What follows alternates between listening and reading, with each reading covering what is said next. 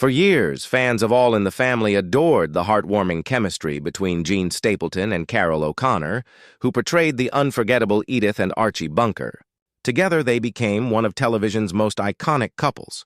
Their relationship full of laughter, love, and countless arguments that somehow always ended with affection.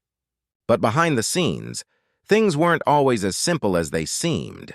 And at 76 years old before her passing, Gene Stapleton finally opened up and admitted the truth about her complex relationship with Carroll O'Connor.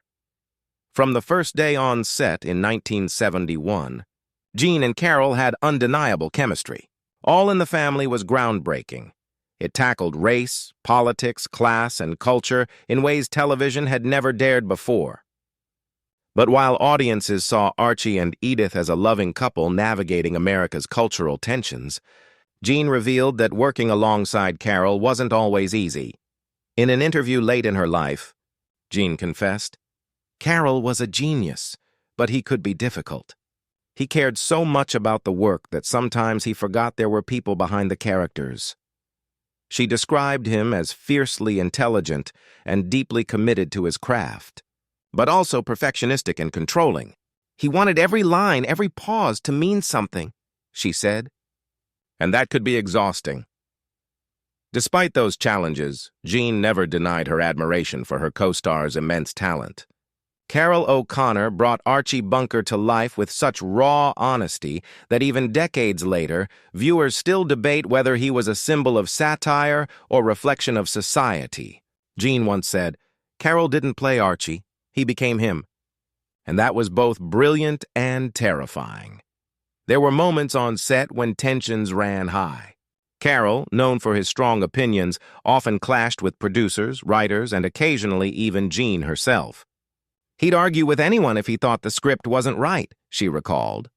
"Sometimes I'd have to remind him, 'Carroll, we're telling a story, not fighting a war.'" But he was passionate. That's who he was. Off-camera, however, the two shared a profound respect and quiet affection.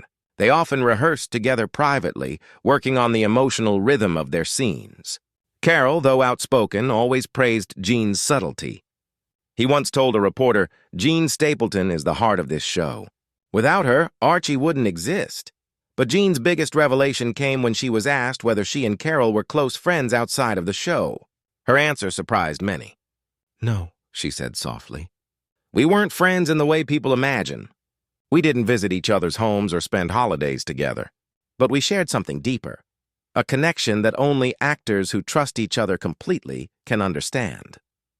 Gene explained that their bond wasn't built on personal friendship, but on mutual artistry. "We gave each other everything in front of that camera. That's where our relationship lived. And it was real. Every smile, every tear, every argument, it all came from truth." When Carroll O'Connor passed away in 2001, Gene was deeply affected. She didn't attend many public events after that, but she did release a heartfelt statement. "He was my partner in storytelling. I will miss him, and I will always love what we created together." By the time Gene Stapleton reached 76, she had come to terms with her life, her fame, and the legacy of All in the Family. In one of her final interviews, she said, "People always ask if Archie and Edith were real. In a way, they were. They were pieces of Carroll and me. We gave them our hearts," her confession reminded fans that what made All in the Family so powerful wasn't just the writing or the controversy, as it was the raw humanity of two extraordinary actors who poured themselves into their roles. Today, decades later, audiences still feel that spark when watching reruns. And now, knowing Gene's truth, it's even more poignant. Their love wasn't perfect. It was complicated, passionate, and deeply human, just like Archie and Edith themselves.